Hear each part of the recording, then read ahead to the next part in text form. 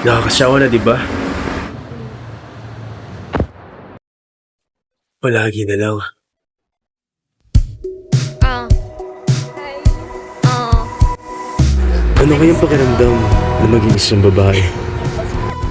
May laya ba? Masaya ba? O may amor proprio ba ako kanilang tawagin?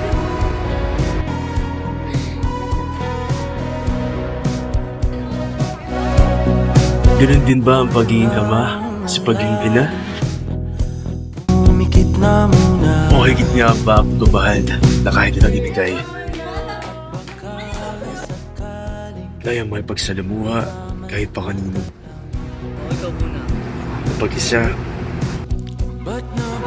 maglakad sa dalampasigan at nangapi na sariwang hangin. Ngunit, ganun na ba lahat?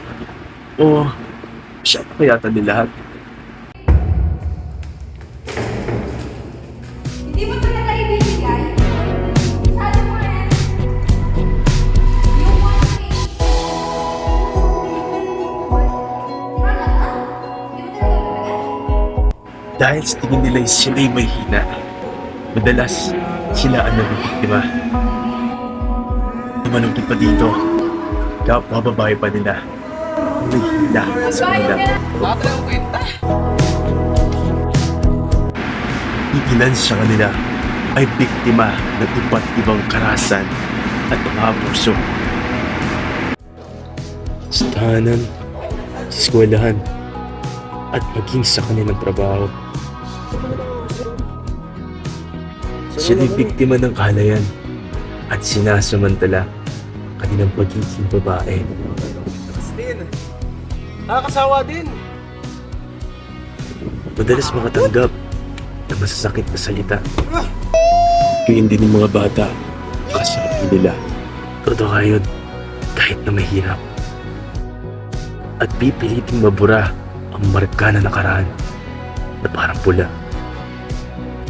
Kaya kahilingan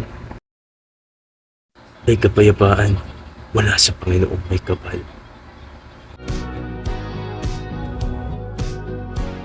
Tinatayang isa sa 4 na kababaihan ang napipinsala at naabuso sa kanilang mga tahanan. Mapa sa emotional man, pisikal at sa pampinansyal. Isa sa 3 naman na kabataan ang naaabuso na kung saan sila ay takot na magsumbong sa mga kinaukulan. Iniisip din nila na hindi sila papakinggan at wala rin naman mangyayari.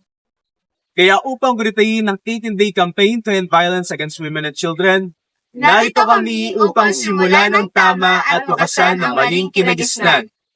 Protektahan ang mga bata at ang mga kababaihan.